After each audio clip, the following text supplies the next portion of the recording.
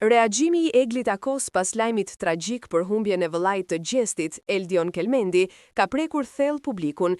Ai ndau me ndjekësit e tij disa fjalë të mbushura me dhimbje dhe ndjeshmëri, ku tregoi se sa i tronditur ishte nga ky lajm i rënd. Në shkrimin e tij, Egli shprehu dëshirën e madhe që një lajm i tillë të mos kishte ekzistuar kurrë, duke pranuar se e kishte të vështirë ta besonte. Askush prej nesh nuk është në kohë për të qenë i dëgjuar në këto momente të errta. Doja shumë të mos e lexoja kurrë një lajm të tillë e të mos e besoja. Më dhem zemra, shkroi ai, duke treguar qartë gjendjen e tij emocionale. Në vijim, ai shtoi se zemra ishte thyer nga kjo tragjedi dhe i shprehu ngushëllimet më të sinqerta familjes Kelmendi.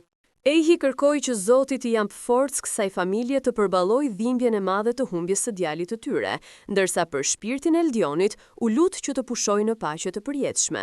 Ky mesazh, i shoqëruar me një shiri të zi simbolik, u bë një ndër reagimet më prekse në rrjetet sociale pas aksidentit fatal që tronditi Pejën dhe mbar publikun shqiptar. Fjalët e tij, megjithse të thjeshta, mbajnë brenda një peshë të madhe emocionale. Publiku i ka pritur ato si një dëshmi se edhe njerëzit e njohur, përtej skenës dhe famës, ndajnë dhimbje dhe solidaritet të sinqert në momente të tilla.